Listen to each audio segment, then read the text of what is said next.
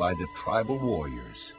The world Patrick knew as a small child was gone. The only thing left was his religion, Christianity. Patrick then decided to devote his life to God. For many years he lived in European monasteries, places where religious people lead simple lives and study their beliefs. One day, Patrick heard another voice. It said, "Come, walk among us again." What could the message mean? Well, to Patrick, God was calling him back to Era to unite its people through Christianity. To prepare for that mission, he studied 10 more years. At the end of that time, he was made a bishop, a leader in the Catholic Church. Because he had lived in Ireland and knew its people, it was decided that he was indeed the best person to bring Christianity to the Emerald Isle, as Ireland is often called. So, after many years, Patrick returned. But his job wasn't easy. People threw stones at him and his helpers and chased them away. They thought Patrick's ideas were strange and threatening. Once he was even put into chains. But Patrick didn't give up. He had a plan, and after he escaped, he stuck to it. First, he never tried to stamp out old Irish religious customs. He merely combined them with Christian customs. Next, he always tried to teach Christian beliefs to the leaders of a community before teaching any of the others. He knew that once the leaders understood Christianity and agreed to practice it, their followers would go along. Finally, St. Patrick made certain that a church was built before moving on. The church, along with its priest, would help keep people from falling back to their old ways. In time, hundreds of churches were built, and Ireland became a Christian nation. St. Patrick's dream had come true.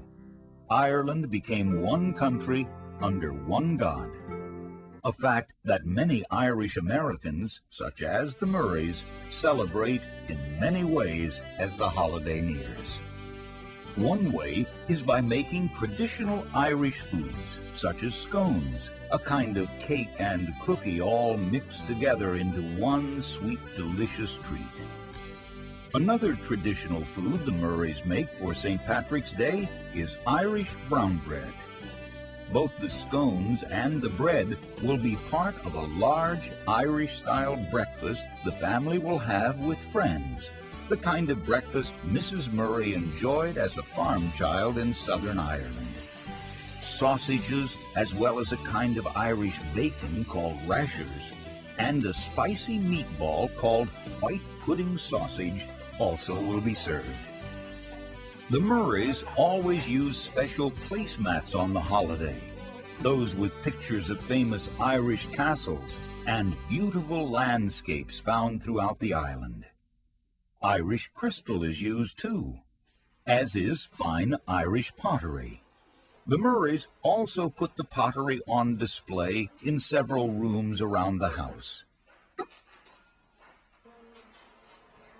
As St. Patrick's Day approaches, the Murrays discuss ways of life on the Emerald Isle and remember relatives who still live there. Auntie Tilly and Uncle Mike.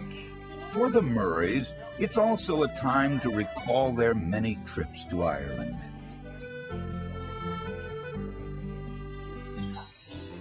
At the appointed hour, the Meehan's, family friends who are also Irish American, arrive for the Murrays' big St. Patrick's Day breakfast.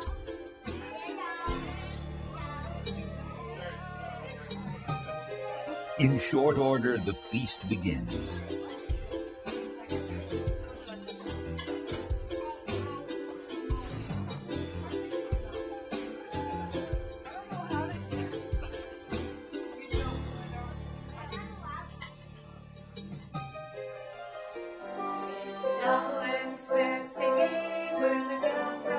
After the meal, Sarah and her mother sing Irish folk songs.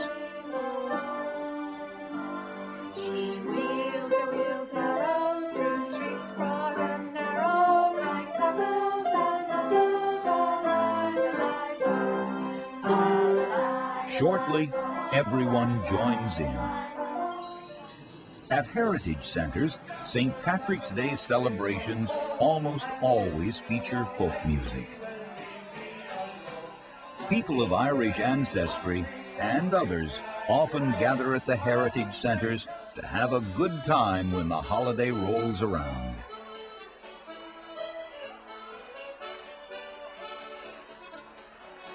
Children play games, learn about Irish crafts under adult supervision if need be, and listen to the music. Adults chat about family matters, discuss current events, and pass on stories of the old country.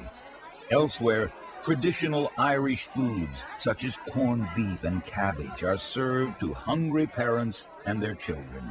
To many Irish Americans, however, perhaps even the majority, Irish folk dancing is the most exciting and colorful part of any St. Patrick's Day celebration. Sarah's dance troupe, the Trinity Dancers, often are featured at holiday programs. To get ready for the performance, Mrs. Murray puts on Sarah's wig and touches up her makeup. Then Sarah and her fellow dancers go through a last-minute practice under the watchful eye of their teacher and older members of the troupe. Soon, Sarah's group is on stage. There's Sarah. As always, the audience shows its appreciation for the dancers' skills and talent. In addition to programs at Irish Heritage Centers, big St. Patrick's Day parades are another typical holiday activity. The spectacles feature government leaders, bagpipe bands, Irish flags, and many symbols of Ireland, such as the shamrock. The green plant grows throughout the island, and St. Patrick is said to have used it in his sermons to help explain Christianity. Leprechauns are another symbol of Ireland.